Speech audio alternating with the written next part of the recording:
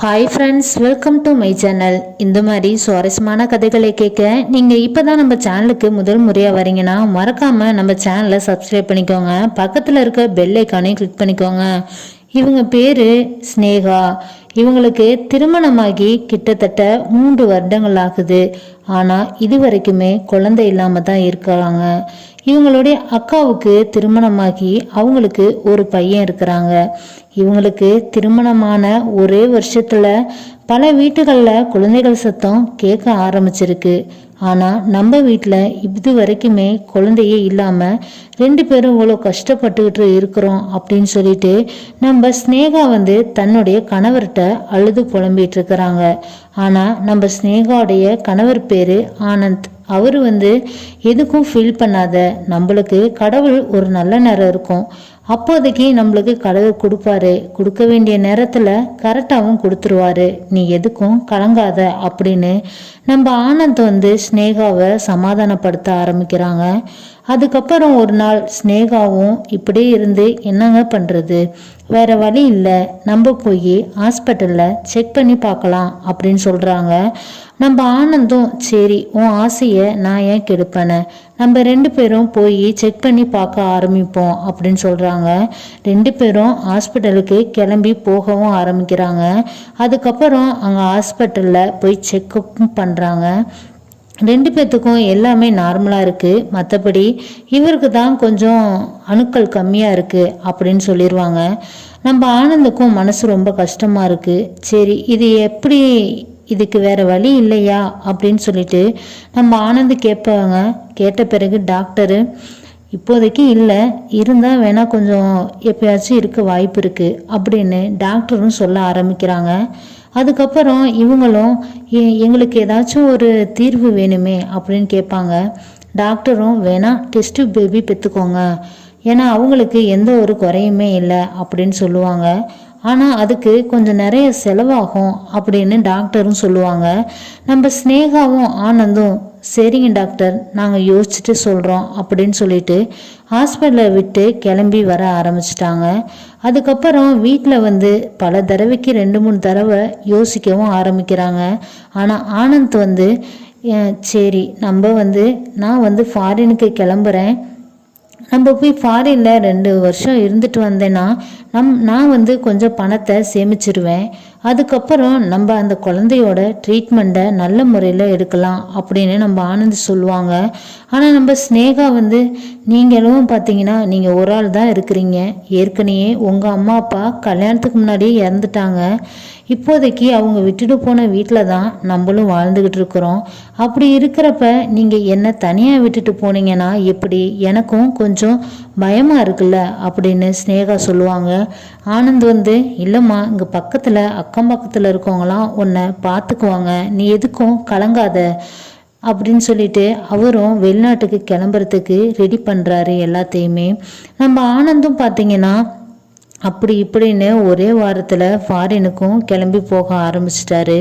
ஸ்னேகாவை பொறுத்த வரைக்கும் தன்னுடைய கணவர் ஃபாரினுக்கு போயிட்டாரு, எப்படியும் கொஞ்சம் பணம் சேமித்த பிறகு நம்ம குழந்தைக்கு உண்டான ட்ரீட்மெண்ட் செலவுகளை ஆரம்பிக்கணும் அப்படின்னு சொல்லிட்டு அவங்களும் கடவுள்கிட்ட வேண்டிக்கிட்டு இருக்கிறாங்க.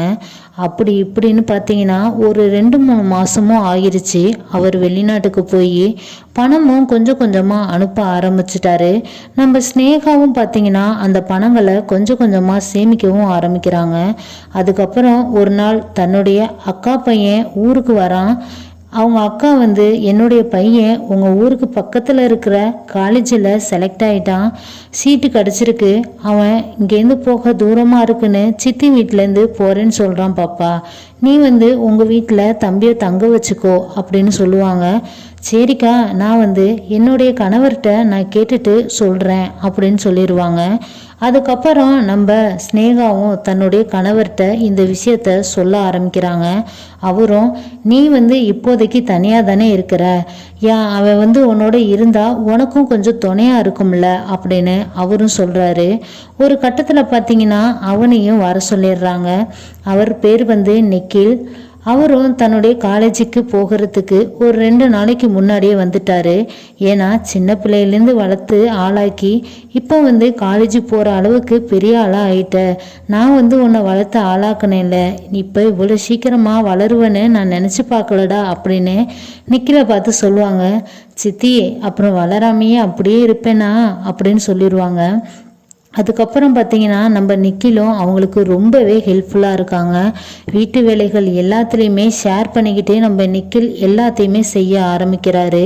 ஒரு கட்டத்தில் இவங்க 2 பேரும் சமைக்கிற இடத்துல பார்த்தீங்கன்னா நிக்கில் அதுக்கு தேவையான காய்கறிகள் மற்றபடி எல்லா விஷயமும் வீட்டு வேலைகளில் பாதி வேலைகள் அவனே செஞ்சு முடிச்சிருவான். அப்படி இருக்கிறப்ப நம்ம ஸ்னேகாவுக்கு பரவாயில்லடா, எங்கள் அக்கா உன்னை நல்லாவே வளர்த்துருக்குறா. ஏன்னா இவ்வளோ வேலைகள்லாம் வீட்டு வேலைகள் செய்கிற உனக்கு வரப்போறவ ரொம்பவே கொடுத்து வச்சவ அப்படின்னு அவங்க சொல்லிடுவாங்க. இதனால் அதெல்லாம் விடுங்க சித்தி பார்த்துக்கலாம் அப்படின்னு சொல்லிடுவாங்க. அதுக்கப்புறம் பார்த்தீங்கன்னா நம்ம நிக்கிலும் அடுத்த நாள் காலேஜ் போக ஆரம்பிச்சிடான். அப்படி இப்படின்னு பார்த்தீங்கன்னா ஒரு 6 மாதம் ஆக ஆரம்பிக்குது. அதுக்கப்புறம் பார்த்தீங்கன்னா தினம் தினம் இப்படியே தான் இவங்க நல்லா பேசி சமைச்சு சாப்பிட்ட பிறகு தினமும் நைட்டு 2 பேருமே பால் குடிப்பாங்க. பாலை காய்ச்சி நம்ம நிக்கில் தான் கொண்டு சித்திக்கு கொடுத்துட்டு அவனும் குடிச்சிட்டு 2 பேரும் அவங்கவுங்க அறைக்கு தூங்க போயிடுவாங்க. அதுக்கப்புறம் நம்ம நிக்கிலும் ரெகுலராக காலேஜ் போவார். என்னைக்காச்சும் லீவ் விடுறப்ப எங்கடாச்சும் பக்கத்தில் எங்கடாச்சும் சுற்றி பார்க்கலான்னு சொல்லிட்டு 2 பேரும் கிளம்பி போவாங்க. இதனால் நம்ம ஸ்னேகாவுக்கு கொஞ்சம் ஆறுதலாகவும் இருக்குது. அப்படி இருக்கிறப்ப தன்னுடைய கணவர் வெளிநாட்டில் இருக்கிறதுனால ரொம்பவே கால் பண்ணி நல்ல முறையில் பேசுவார். இதனால் ஸ்னேகாவுக்கு எந்த ஒரு குறையும் இல்லை. கடவுளாக பார்த்து எங்களுக்கு ஒரு குழந்தைய கொடுத்துட்டாருனா எங்களுக்கு அதுவே போதும் அப்படின்னு தான் எப்பொழுதுமே நம்ம ஸ்னேகா கடவுளையே வேண்டிக்கிட்டு இருப்பாங்க. ஒரு கட்டத்தில் ஒரு நாள் நம்ம ஸ்னேகாவுக்கு வயிறு வலி எடுக்க ஆரம்பிக்குது. சரி நம்ம நிக்கிலை கூட்டிக்கிட்டு ஹாஸ்பிட்டலுக்கு போக ஆரம்பிக்கலாம் அப்படின்னு நினைக்கிறப்ப தான் நிக்கில் பார்த்தீங்கன்னா அவன் ஆல்ரெடி காலேஜுக்கு கிளம்பி போயிட்டான். அதுக்கப்புறம் நம்ம ஸ்னேகாவும் சரி நம்மளே போய் ஹாஸ்பிட்டலில் செக் பண்ணி பார்க்க ஆரம்பிப்போம் அப்படின்ட்டு இவங்களும் கிளம்பிடுவாங்க. அங்கே போய் ஹாஸ்பிட்டலில் செக் பண்ணி பார்க்குறாங்க. நீங்கள் ப்ரெக்னெண்ட்டாக இருக்கீங்க அப்படின்னு சொல்லுவாங்க. இவங்களுக்கு ஒரே ஷாக்கிங்காக இருக்குது. ஏன்னா தன்னுடைய கணவர் வெளிநாட்டில் இருக்கிறாரு, மற்றபடி என்னோட யாருமே இல்லை, நிக்கில் மட்டும்தான் இருக்கிறான். இது எப்படி சாத்தியமாகும்? அவன் என்னை அம்மா அம்மான்னு தானே கூப்பிடுறான். ஒரு கட்டத்தில் இதில் ஏதாச்சும் காரணம் இருக்குமோ என்னமோன்னு யோசிக்க ஆரம்பிக்கிறாங்க. இவங்களும் அன்னைக்கு ஒரு ஓரமாக உட்காந்து அழுக ஆரம்பிக்கிறாங்க. என்னுடைய சொந்தக்காரங்கள் என்னுடைய கணவர் கேட்டால் நான் இதுக்கு என்ன பதில் சொல்லுவேன்? நான் இதுக்கே கடவுள் குழந்தை இல்லாமல் இருக்க வச்சிருக்கலாமே அப்படின்னு சொல்லிட்டு அழ ஆரம்பிப்பாங்க. அதுக்கப்புறம் வீட்டுக்கு கிளம்பி வந்த பிறகு தன்னுடைய நிக்கிலை பார்த்துட்டு அவங்க ரொம்பவே ஆத்திரமடைய ஆரம்பிக்கிறாங்க. நம்ம நிக்கிலும் எங்கே சித்தி போனீங்க? உங்களை நான் தேடிக்கிட்டு இருக்கிறேன், எனக்கு பதட்டமாயிடுச்சு உங்களை காணாங்கவும் அப்படின்னு நிக்கிலும் கேட்பாப்புல. அதுக்கப்புறம் இவங்க ஒன்றும் இல்லை, எனக்கு கொஞ்சம் உடம்பு சரியில்லை, அதனால் ஹாஸ்பிட்டலுக்கு போயிருந்தேன் அப்படின்னு சொல்லுவாங்க. என்னாச்சு அப்படின்னு சொல்லிட்டு நிக்கில் கேட்பாங்க. சும்மா சாதாரண காய்ச்சல் தான் சொன்னாங்க அப்படின்னு நம்ம ஸ்னேகாவும் சொல்லிடுவாங்க. அதுக்கப்புறம் நம்ம நிக்கிலும் பார்த்தீங்கன்னா நிக்கில்கிட்ட கொஞ்சம் கொஞ்சமாக பேசுறது எல்லாமே ஸ்னேகா குறைக்க ஆரம்பிச்சிட்டாங்க. ஏன்னா இதுக்கெல்லாம் காரணம் இவன் தான்.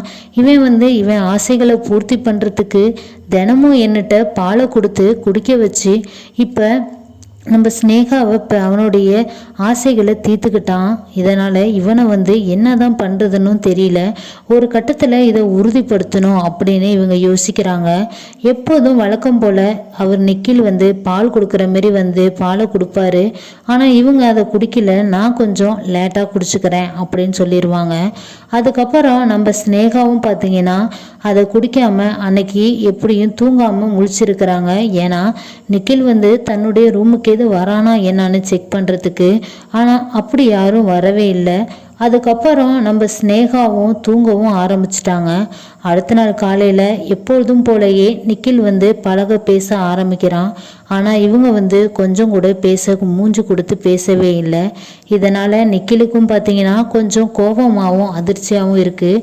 ஏன்னா இவ்வளோ நாளாக சித்தி நல்லா தான் பேசிக்கிட்டு இருந்தாங்க, இப்போ என்ன ஆச்சுன்னு தெரியல, ரொம்பவே பேசுகிறத அவாய்ட் பண்ணுறாங்களே அப்படின்னு நம்ம நிக்கிலுக்கு தோண ஆரம்பிக்குது. அதுக்கப்புறம் நம்ம ஸ்னேகாவும் இதுக்கு நான் என்ன பண்ணுறதுன்னு தினம் நொந்து அழுக ஆரம்பிக்கிறாங்க. ஒரு கட்டத்தில் இவங்க வந்து சரி வேறு வழி கிடையாது, நம்ம வந்து அபார்ஷன் பண்ணிடலாம் அப்படின்னு சொல்லி முடிவெடுக்கவும் ஆரம்பிக்கிறாங்க. இதுக்கு வந்து எப்படி போகிறது, பக்கத்து வீட்டில் இருக்கிற தோழியை வேணால் நம்ம கூட்டிகிட்டு போகலாம் அப்படின்னு முடிவு பண்ணுறாங்க. முடிவு பண்ண பிறகு தன்னுடைய தோழிக்கிட்ட போய் சொல்கிறாங்க, நாளைக்கு வந்து ஹாஸ்பிட்டலுக்கு போகணும், எனக்கு கொஞ்சம் உடம்பு முடியல, நீ வந்து என்னோட கூட துணைக்கி வா அப்படின்னு சொல்லிட்டு கூப்பிடுவாங்க. அதுக்கு இவங்க இப்போ தானே போயிட்டு வந்த, அதுக்காட்டி என்னாச்சு உனக்கு அப்படின்னு கேட்பாங்க. நீ எதுவும் பேசாத, என்னோட கூட வந்தால் போதும் அப்படின்னு சொல்லிட்டு வந்துடுவாங்க. அதுக்கப்புறம் நம்ம ஸ்னேகாவும் அன்னைக்கு நைட்டு தூங்கின பிறகு அடுத்த நாள் காலையில் மார்னிங் எழுந்திரிச்சு 2 பேருமே சமைக்கிறாங்க. நம்ம நிக்கிலும் அவங்களுக்கு தேவையான உதவிகள்லாம் செஞ்சுக்கிட்டு இருக்கிறாங்க. அப்போ தான் கதவு தட்டுற சத்தம் கேட்குது. அப்போ போய் நம்ம ஸ்னேகா கதவு திறந்து பார்க்குறாங்க. தன்னுடைய கணவர் ஆனந்த் வந்து வாசப்படியில் நிற்க ஆரம்பிக்கிறாரு. அதுக்கப்புறம் இவங்களும் தன்னுடைய கணவரை கட்டி பிடிச்சி அழ ஆரம்பிக்கிறாங்க. ஏன்னா என்னாச்சு உனக்கு, ஏன் அப்படின்னு கேட்குறப்ப, இல்லைங்க எனக்கு வந்து உங்களை பார்த்தோன்னே அழுக வர ஆரம்பிச்சிருச்சு, அதனால தான் அழுதேன் அப்படின்னு சொல்லுவாங்க. அதுக்கப்புறம் நம்ம ஸ்னேகாவும் எப்படிங்க சொல்லாமல் கொள்ளாமல் திடீர்னு வந்துட்டீங்களே அப்படின்னு சொல்லுவாங்க. நான் போய் தான் 1 வருஷம் ஆச்சுல, அதனால் எப்போதும் 1 வருஷம் ஆனால் 15 நாள் 20 நாள் லீவ் கொடுப்பாங்க, அதனால தான் உனக்கு சொல்லாமையே நான் உன்னை அதிர்ச்சிப்படுத்தணும்னு சொல்லிட்டு வந்திருக்கிறேன் அப்படின்னு சொல்லுவார். சரி வாங்க உட்காருங்க, உனக்கு சமைச்சது சமைக்கிறேன், நீங்கள் போய் ரெஸ்ட் எடுங்க அப்படின்ட்டுருவாங்க.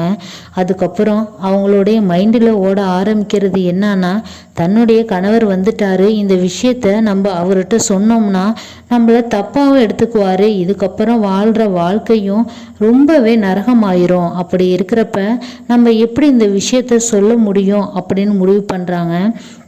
எப்படியும் அவருக்கு தெரியாம தான் போய் இந்த விஷயத்த பண்ணிட்டு வர ஆரம்பிக்கணும் அப்படின்னு நினச்ச நம்ம ஸ்னேகா ஒரு கட்டத்தில் பார்த்தீங்கன்னா அவங்க சாப்பிட்டு முடிச்சுட்டு தூங்க ஆரம்பித்த பிறகு நம்ம நிக்கில் வந்து, என்னங்க சித்தி என்கிட்ட வந்து அவ்வளோக்கா பேச மாட்டேங்கிறீங்க, நான் ஏதாச்சும் தப்பு பண்ணிட்டேன்னா சொல்லுங்கள், அதுக்கு என்ன மன்னிப்பு கேட்டுடுறேன் அப்படின்னு நிக்கில் சொல்லுவாங்க. இவங்க உடனே கோபத்தில் டென்ஷன் ஆகிட்டு, நீ முதல்ல என்னுடைய வீட்டை விட்டு வெளியே போ, இதுக்கெல்லாம் காரணம் நீ மட்டும்தான், ஏன்னா நான் வந்து இப்போதைக்கு ப்ரெக்னெண்ட்டாக இருக்கேன்னா அதுக்கு நீ தான் காரணம், நீ தான் உன்னுடைய ஆசைகளை என்னட்ட பூர்த்தி பண்ணிக்கிட்ட, அதுக்கு நான் தான் கிடைச்சேனா, அம்மான்னு சொல்லி என்னுடைய ஆசைகளெல்லாம் எல்லாத்தையும் நீனே நிறைவேற்றிக்கிட்டியே அப்படின்னு சொல்லி அந்த ஃபைலை தன்னுடைய மூஞ்சில தூக்கி எறிவாங்க. நிக்கிலும், ஐயோ சித்தி என்னை மன்னிச்சிருங்க, நான் இதுமாரி எந்த ஒரு தப்பும் பண்ணலை, நீங்கள் வந்து எனக்கு அம்மா மாதிரி, நான் ஏதாச்சும் இப்படி தப்பு பண்ணுவேனா அப்படின்னு சொல்லிட்டு அவங்களும் கதறி அழ ஆரம்பிக்கிறாங்க. இதனால் நம்ம ஆனந்த் வந்து ரூமை விட்டு வெளியே வந்து பார்க்குறப்ப 2 பேரும் சண்டை போட்டுட்டு இருக்கிறதுனால என்னாச்சு உங்கள் 2 பேத்துக்கும் அப்படின்னு கேட்கும்போதே நம்ம ஸ்னேகா மயக்கம் போட்டு விழுந்துருவாங்க. அப்புறம் கண் விழித்து பார்க்குறப்ப பார்த்தீங்கன்னா ஹாஸ்பிட்டலில் படுத்திருப்பாங்க. இங்கிட்டு பார்த்தீங்கன்னா நம்ம நிக்கில் வந்து அழுதுகிட்டே பக்கத்தில் உட்காந்துருப்பான்.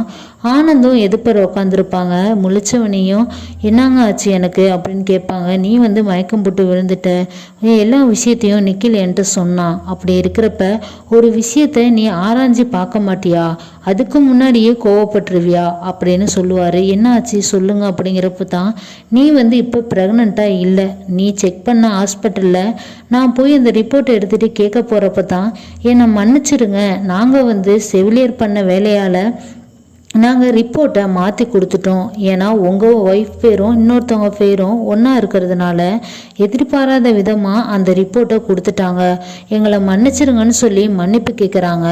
அதுக்கப்புறம் தன்னுடைய மனைவி கிட்ட நடந்த எல்லா விஷயத்தையுமே ஆனந்த் சொல்ல ஆரம்பிக்கிறாரு. சொல்லி முடித்த பிறகு நம்ம நிக்கிலும் அந்த இடத்த விட்டு கிளம்பி ஊருக்கு வந்துடுறாப்புல.